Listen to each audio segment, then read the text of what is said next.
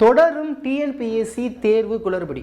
கடந்த 2 நாளாக மீடியாவுக்கு கண்டென்ட் இருக்கோ இல்லையோ டிஎன்பிஎஸ்சியை வச்சு செஞ்சுக்கிட்டு இருக்காங்க. ஸோ டிஎன்பிஎஸ்சி தொடரும் குளறுபடி அப்படிங்கிற டைட்டிலில் 3 நாளாக எல்லா நியூஸ் சேனல்லையுமே வந்த வண்ணம் இருக்குது. ப்ராப்ளம்.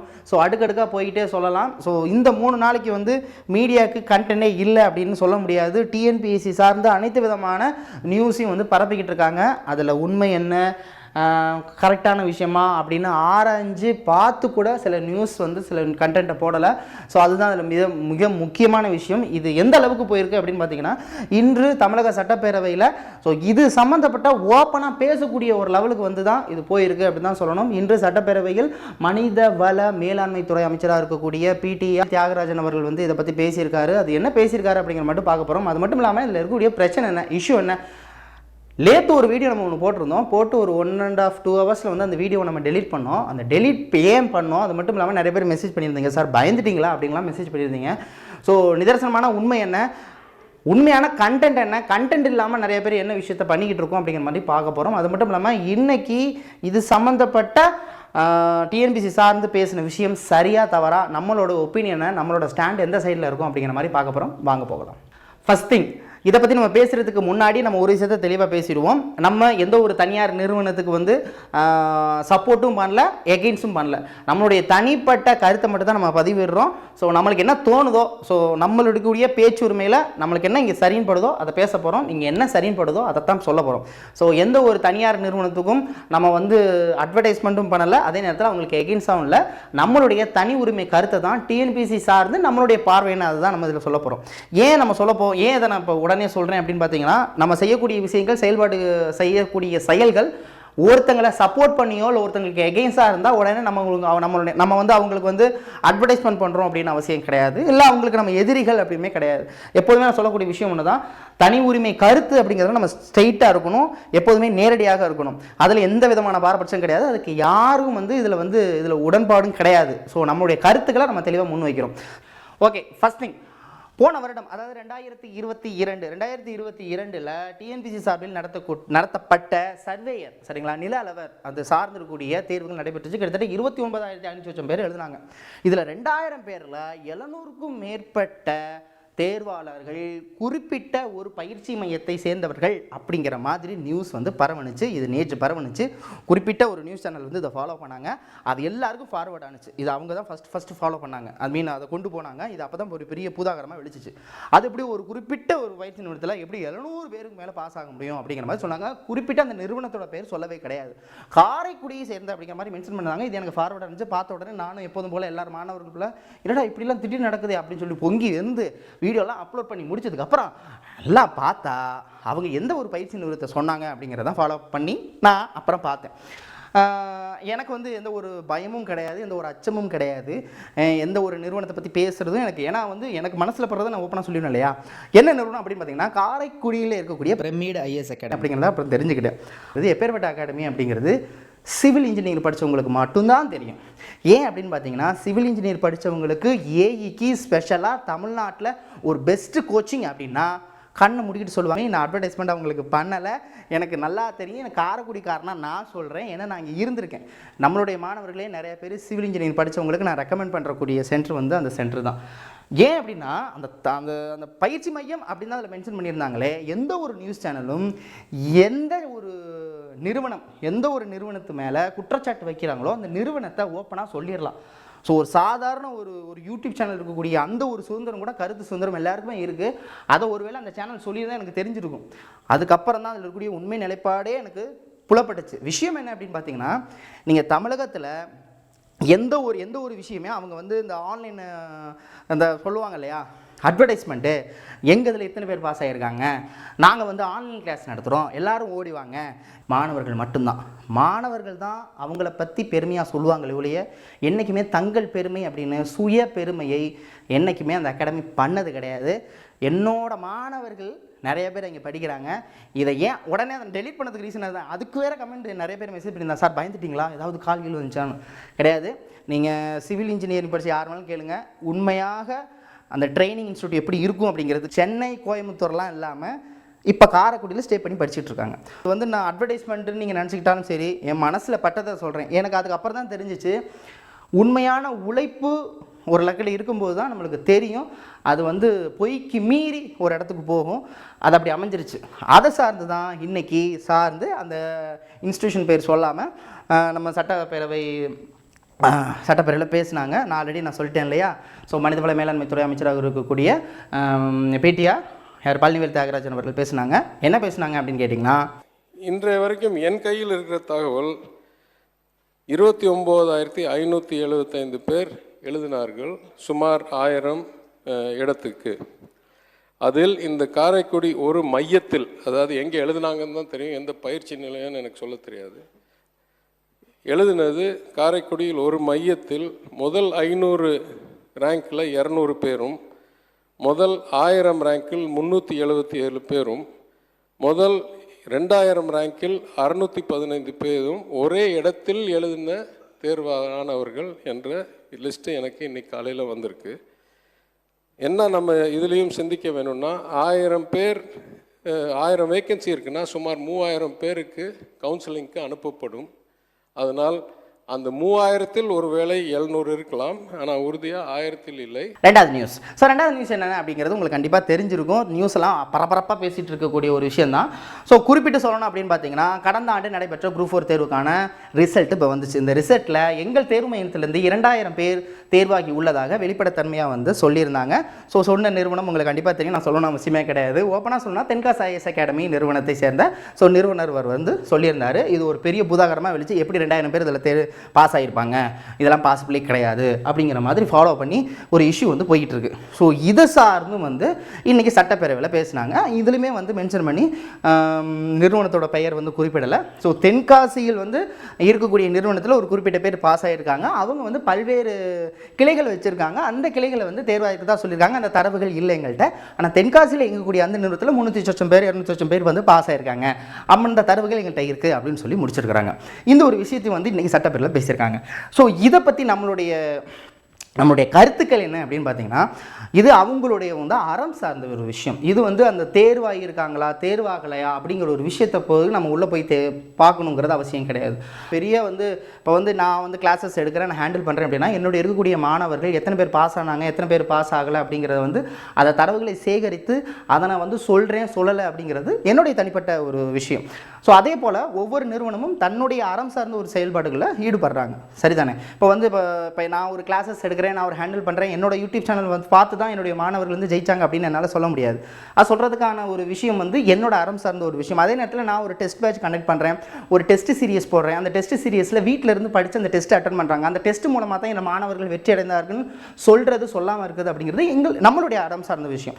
ஸோ அவங்க அந்தந்த அறத்தை எப்படி ஃபாலோ பண்ணுறாங்களோ அதுதான். ஸோ இதில் நம்மளுடைய கருத்துக்கு அப்படின்னு ஒன்றுமே கிடையாது. ஸோ இந்த ஒரு இன்ஃபர்மேஷனும் பூதாகரமாக வெடிச்சிக்கிட்டு இருக்கு. இதை சொல்லணும்னு தோணுச்சு, அதே நேரத்தில் சொன்னேன். வேறு என்ன ஒரு விஷயம் பேசினாங்க அப்படின்னு பார்த்தீங்கன்னா, முக்கியமான விஷயம் என்னென்னா, இதுதான் குறிப்பிட்டு ஒரு விஷயம். குரூப் 4ல் இருக்கக்கூடிய ஜூனியர் அசிஸ்டன்ட் மற்றும் டைப்பிஸ்ட் இது இருக்கக்கூடிய ரேங்க் லிஸ்ட் வேரியேஷன் ஆகுது. இது டைப்பிஸ்ட்லேயே ஒருத்தங்களுக்கும் ரொம்ப ரொம்ப ரேங்க் டிஃபர் ஆகுது அப்படிங்கிற மாதிரி சொல்லியிருந்தாங்க. இதையும் பற்றி இன்றைக்கி பேசியிருக்காங்க. என்ன பேசுனாங்க அப்படின்னு பார்த்தீங்கன்னா, கிளியர் கட்டாக சொல்லணும் அப்படின்னு பார்த்தீங்கன்னா, இப்போ என்னோட இப்போ ஜூனியர் அசிஸ்டன்ட் அப்படின்னு ஒருத்தங்க நான் எழுதுறேன் அப்படின்னா, எனக்கு ரேங்க் லிஸ்ட் கரெக்டாக தான் வரும். அதாவது ஜேஏ அப்படின்னு இருக்கக்கூடிய ஜூனியர் அசிஸ்டன்ட் அப்படிங்க இருக்கக்கூடிய ரேங்க் லிஸ்ட், இருக்கக்கூடிய ரேங்க் லிஸ்ட் வச்சுக்கோமே, இந்த ரேங்க் லிஸ்ட்டில் எந்த ஒரு மாறுபாடும் ஏற்படலை. ஆனால் டைப்பிஸ்ட்டில் பார்த்தீங்கன்னா, போத் ஹையர் முடித்தவங்களுடைய ரேங்க் லிஸ்ட்டும் ஒரு ஹையர் ஒரு லோயர் முடிச்சவங்களுடைய ரேங்க் லிஸ்ட் கண்டிப்பாக வேறுபடும் அப்படிங்கிற மாதிரி சொல்லியிருக்காங்க. அதனால தான் சொன்னாங்க, ஜூனியர் அசிஸ்டன்ட் ரேங்க்கில் எந்த ஒரு கேட்டகரியும் ஒரு பீரியாரிட்டியும் கிடையாது. பட் ஆனால் டைப்பிஸ்ட்டை பொறுத்த வரைக்கும் போத் ஹையர் முடித்தவங்களுடைய ரேங்க் லிஸ்ட்டும் ஒரே ஒரு ஹையர் ஒரு லோயர் முடித்தவங்களுடைய ரேங்க் லிஸ்ட் கண்டிப்பாக வேரியேஷன் ஆகும்.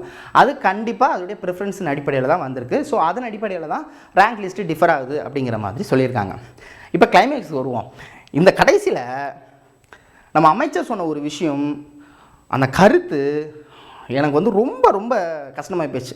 அது கண்டிப்பாக பேசியே ஆகணும். அதனால தான் மெயினாக இன்றைக்கி வீடியோ போட்டது காரணம். அது ஒரு காரணம். கடைசியாக அவர் என்ன ஒரு ஸ்டேட்மெண்ட் சொல்லியிருந்தார், என்ன அப்படின்னு பார்த்தீங்கன்னா, டிஎன்பிஎஸ்சி சார்ந்து திருத்தங்கள் மேற்கொள்ளுதல் அப்படிங்கிறது எங்களோட ஸ்டாண்ட் அப்படின்னு சொன்னார். அது ஓகே, ஆனால் அவர் அடுத்த விஷயங்கள் சொன்னது தான் நம்மளுக்கு ரொம்ப ஒரு பூரிப்பை ஏற்படுத்துச்சு. என்ன சொன்னார் அப்படின்னு பார்த்தீங்கன்னா, கிட்டத்தட்ட 7000 போஸ்ட்டுக்கு, ஒரு நார்மலாக இருக்கக்கூடிய 10th குவாலிஃபிகேஷன் 7000 போஸ்ட்டுக்கு 24 லட்சம் பேர் அப்ளை பண்ணுறாங்க.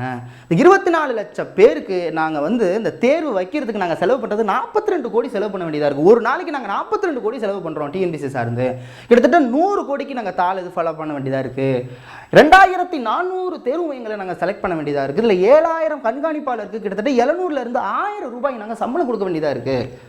அப்போ இது வந்து ஒரு நியாயமான ஒரு விஷயமே கிடையாது அப்படிங்கிற மாதிரி அவர் சொல்லியிருந்தார். அதாவது ஒரு தேர்வு மையத்தை ஒரு தேர்வு நடத்துறதுக்கு அரசாங்கத்துக்கு டிஎன்பிசி சார்ந்து நடக்கக்கூடிய ஒரு தேர்வுக்கு 42 கோடி செலவாகுது. அதுவும் வெறும் 7000 போஸ்ட்டுக்கு 24 லட்சம் பேர் அப்ளை பண்ணுறாங்களே, இது எப்படி நியாயமான ஒரு விஷயமா இருக்கும் அப்படிங்கிற மாதிரி சொல்லியிருக்கார். இது நம்மளோட ஸ்டாண்டை கண்டிப்பாக பதிவு பண்ணி ஆகணும். ஏன்னா இது பேச வேண்டிய ஒரு விஷயம், பேச வேண்டிய டாபிக். சரிங்களா? ஸோ முதல்ல இதை எடுத்துக்குவோம். 7000 பேருக்கு 24 லட்சம் பேர் அப்ளை பண்ணுறது அப்படிங்கிறது வந்து அவங்கவுங்கள உரிமை சார்ந்தது. 10th குவாலிஃபிகேஷன் அப்படின்னா அப்போ 24 லட்சம் பேர் அப்ளை பண்ண தான் செய்வாங்க. சரிங்களா? ஒன்று நம்ம குவாலிஃபிகேஷனை தூக்கணும். குவாலிஃபிகேஷனை உயர்த்தினீங்க அப்படின்னா 10th குவாலிஃபிகேஷனுக்கு இன்ஜினியர் குவாலிஃபிகேஷன் வைக்க முடியாது. ரெண்டாவது ஒரு விஷயம், அரசாங்கம் செயல்படக்கூடியது வந்து சர்வீஸ் ஓரியன்ட். சரிங்களா? இப்போயுமே இந்தியாவில் வந்து ரொம்ப ரொம்ப மிகவும் வந்து நஷ்டத்தில் இயங்கி இருக்கிற துறை அப்படின்னா தபால் துறை தான். இப்போயுமே செல்ஃபோன் இருக்குது, இப்போயுமே வந்து நம்ம வீடியோ கால் பண்ணுறோம், ஐஎம்ஓ இருக்குது, ஏகப்பட்டது இருந்தாலும் தபால் துறை இயங்கிட்டு தான் இருக்குது. ஏன் இயங்கிட்டு இருக்குன்னா இன்னுமே வந்து இன்னும் கிராமங்களுக்கு ஒரு போஸ்ட்டுக்காக கிட்டத்தட்ட 15 கிலோமீட்டர் போயிட்டு அந்த தபாலை கொடுத்துட்டு வரவங்க இயங்கிட்டு தான் இருக்காங்க. ஸோ இது பிஸ்னஸ் ஓரியன்ட் கிடையாது, இது சர்வீஸ் ஓரியன்ட். இதை ஏன் நான் கம்பேர் பண்ணி சொல்கிறேன் அப்படின்னா, படிப்புக்கு இங்கே காசு பார்க்கக்கூடாது. ஸோ 42 கோடி செலவாகுது அப்படின்னா அந்த 42 கோடி செலவாகிறது விஷயம் படிப்பதற்கு நம்ம மரங்கள் அழியுது அப்படிங்கிற விஷயம் இங்கே கொண்டு வரவே கூடாது. மதுபானம் குடிக்கிறோம், அப்போ விஷயம் என்னென்னா மதுபானம் நம்ம குடிக்கிறோம், மதுபானம் குடிக்கிறதுனால இங்கே அழியுது, அதனால் மதுபானம் நிறுத்தப்படுக்குதா?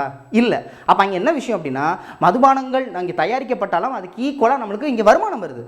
அப்போ இங்கே என்ன விஷயம்னா வருமானம் வரலை, அதுதான் இங்கே விஷயம். அப்போ வருமானம் வந்தால் அந்த 100 கோடி மரங்கள் அழிக்கிறதுல இங்கே பிரச்சனை கிடையாது, 100 கோடி மரங்கள் தாளை. ஸோ இது நான் ரொம்ப ரொம்ப எகெயின்ஸ்டாக நான் ஃபீல் பண்ணுறேன். ஏன்னா நீங்கள் கல்வி கொடுக்கறதுக்கு இப்போ புத்தகங்கள் அடிக்கிறாங்க, புத்தகங்களை அச்சிடுறாங்க, புத்தகங்கள் அச்சிடும் போது அப்போ இத்தனை கோடி செலவாகுது, அதனால் புத்தகங்களை அச்சிடாமல் இருக்க முடியுமா? இது ஒரு சரியான ஒரு தகவலே கிடையாது, சரியான ஒரு விஷயமே கிடையாது. ஸோ ஒரு தேர்வு நடத்துகிறாங்க அப்படின்னா அது அரசாங்கத்தோட கடமை. அரசாங்கத்தோட வரியிலிருந்து நான் கண்டிப்பாக செயல்படுத்தணும். அதுக்கு நீங்கள் தனியாக டிஎன்பிசிக்கு தனியாக கோடிகளை ஒதுக்காது, அது கவர்மெண்ட் சார்ந்த விஷயம், அது நம்மளுக்கு ஒப்பீனியன் கிடையாது. பட் ஆனால் ஒரு தேர்வு வைக்கிறாங்க அப்படின்னா அப்போ என்ன எங்கே போய் இது முடியும் அப்படின்னா, அடுத்த கட்டமாக எங்கே போய் முடியும் அப்படின்னா, அப்போ பேப்பருக்கு எங்களுக்கு 100 கோடி பேப்பர் வந்து நாங்கள் அச்சிடணும், 42 கோடி செலவாகுது, நாங்கள் இத்தனை பேருக்கு சேலரி கொடுக்கணும், அப்போ அதனால் நாங்கள் வந்து பேசாமல் ஆன்லைனில் நாங்கள் வைக்கிறோம். இப்போவே எங்களுக்கு டிஎன்பிசி மேலே இருக்கக்கூடிய நம்பிக்கை கொஞ்சம் கொஞ்சமாக குறையுது, இதுதான் உண்மை. சரிங்களா? இது வந்து இதில் மாற்றுக்கிறதே கிடையாது, ஓப்பனாக சொல்கிறேன். டிஎன்பிசியில் இருக்கக்கூடிய நம்பிக்கை வந்து கொஞ்சம் கொஞ்சமாக குறைஞ்சிக்கிட்டே இருக்குது. இப்போ பேசப்பட வேண்டிய விஷயம் என்ன அப்படின்னா, இங்கே பயிற்சி நிறுவனங்களுக்கு எந்த விதமான கட்டுப்பாடுகள் இருக்குது, அதுக்கான இருக்கக்கூடிய ஒரு சட்டங்கள் என்ன, ஒரு பயிற்சி நிறுவனம் ஒரு மாணவர்களை எப்படி வழிநடத்தணும் அப்படின்னு ஏதாவது கோரிக்கை இருக்கா, அப்படி ஏதாவது கொள்கைகள் இருக்கா? ஒரு பயிற்சி நிறுவனத்தை ஒன்றும் இல்லைங்க, ஒரு ஸ்கூலில் 10th ஸ்டாண்டர்டில் படித்த ஒரு பையன் ஸ்டேட் ஃபஸ்ட் எடுத்துட்டா அந்த பையனோட ஃபோட்டோவை எடுத்து பேனரில் அடிக்கிறது கூட ஏதாவது ஒரு நியாயங்கள் இருக்குது.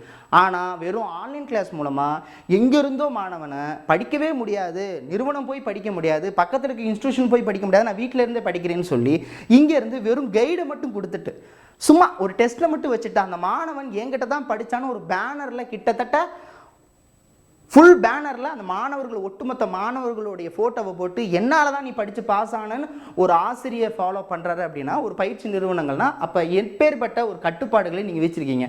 பயிற்சி நிறுவனங்களுக்குன்னு ஒரு கட்டுப்பாடு முதல்ல விதிக்கணும். பயிற்சி நிறுவனங்கள் மாணவர்கள்ட்ட எதை கொண்டு போய் சேர்க்கணும், ஆதார் கார்டு நம்பர் வாங்கக்கூடாதுன்னு சொல்லியிருக்காங்க இல்லையா? அப்போ எந்த ஒரு மாணவர்கள் ஒரே ஒரு மாணவன் இப்போ எஸ்ஐயில் ஒருத்தன் பாஸ் ஆகிறான், அவனுடைய ஃபோட்டோ நான் பேர் சொல்ல விரும்பல, ஃபோட்டோ 5 பயிற்சி நிறுவனத்தோடைய பேனரில் இருக்குது. இது எப்படி பாசிபிள்? நான் ஒரு இடத்துக்கு போகிறேன், எனக்கு சும்மா ஒரு டெஸ்ட்டு வேணும், சும்மா ஏதோ நான் கைட் கொடுக்குறேன், அப்போதைக்கு என்னோட டீட்டெயில் வாங்குறாங்க, டீட்டெயில் வந்தோடனே எனக்கு கால் வருது, நான் கால் வந்தோன்னா பாஸ் ஆகிட்டேன்னு கேட்குறாங்க, பாஸ் ஆகிட்டேன் அப்படின்னு அடுத்த செகண்ட் என்னுடைய ஃபோட்டோ வந்து பேனரில் ஏறுது. இதுக்கான ஒரு கட்டுப்பாடுகள், இது வந்து பிஸ்னஸ் வாரியாக தானே போகுது. ஸோ அப்போ தனியார் பயிற்சி நிறுவனங்களுக்கு நீங்கள் கட்டுப்பாடுகள் என்ன வச்சுருக்கீங்க? படிப்பை வந்து வியாபாரமாக மாற்றக்கூடிய ஒரு சூழல் உருவாக்கப்படும் பொழுது அந்த டிஎன்பிசி பயிற்சி நிறுவனங்களுக்கு நீங்கள் என்ன கட்டுப்பாடுகளை வச்சுருக்கீங்க? ஒரு சாதாரண ஒரு நபர், ஒரு தனிநபர் யூடியூப் மூலமாக நடத்தக்கூடிய ஒரு ஒரு ஒரு யூடியூப் சேனலும் பல்லாயிரக்கணக்கான பல நூறு கணக்கான கிளைகளை வச்சு இது ஒரு கார்ப்பரேட் நிறுவனங்கள் போட நடத்தக்கூடிய பயிற்சி நிறுவனங்களுக்கு நீங்கள் என்ன கட்டுப்பாடுகள் வச்சுருக்கீங்க? டிஎன்பிஎஸ்சிக்கான கட்டுப்பாடுகள் இங்கே கிடையாது. டிஎன்பிஎஸ்சி சார்ந்து நடத்தக்கூடிய பயிற்சி நிறுவனங்களுக்கும் கட்டுப்பாடுகள் இங்கே கிடையாது. கட்டுப்பாடுகள் இல்லாத பட்சத்தில் டிஎன்பிஎஸ்சி சார்ந்த எந்த ஒரு நம்பிக்கையும் எங்களுக்கு வராது. என்கிட்ட ஒரு ஒரு ஒரு 5000 ஸ்டூடெண்ட்ஸ் வந்து என்கிட்ட ஃபோன் நம்பர் கொடுத்துருக்காங்க. அவங்க ஃபோன் நம்பருக்கெல்லாம் நான் ஒரு ஆளை போட்டு கால் பண்ணி பாஸ் ஆகிட்டீங்களா இல்லையான்னு கேட்டு, ஏன் சயின்ஸ் வீடியோ பார்த்து தான் நீங்கள் பாஸ் ஆனீங்க, அதனால் என்னுடைய சயின்ஸ் வீடியோ பார்த்ததுனால தான் நீங்கள் பாஸ் ஆனீங்கிற ஒரு கிளைமை வந்து நம்மளும் பண்ணலாம், எல்லாருமே பண்ணலாம். ஸோ தரவுகளை நம்ம எப்படி பயன்படுத்தணும், ஒரு மாணவர்களுடைய தரவுகளை, மாணவர்களுடைய இன்ஃபர்மேஷனை ஒரு தேர்வு மையத்தை பயிற்சி பண்ணக்கூடிய நிறுவனம் எப்படி பயன்படுத்த வேண்டியங்கிறதுக்கான ஒரு கட்டுப்பாடுகளை விடுங்க. உண்மையான அட்வர்டைஸ்மெண்ட் என்ன தெரியுங்களா? நான் இங்கே படித்து பாஸ் ஆகணும்னு மாணவன் சொல்லணும். ஸோ கல்வியை வியாபாரமாக்கும் தருணம் போய்கிட்டு இருக்கும் பொழுது நீங்கள் எப்பேற்பட்ட புதுமையான ஒரு விஷயத்தை கொண்டு வந்தாலும் இங்கே வந்து அது மாறப்போகிறது கிடையாது. என்னோட தனிப்பட்ட கருத்தை வந்து நான் பதிவிட்டேன். மீண்டும் சந்திக்கலாம். மீண்டும் சந்திக்கும் வரை உங்களுக்கு விடைபெறுவது உங்கள் அன்பு சங்கம் கார்த்திக். நன்றி, வணக்கம்.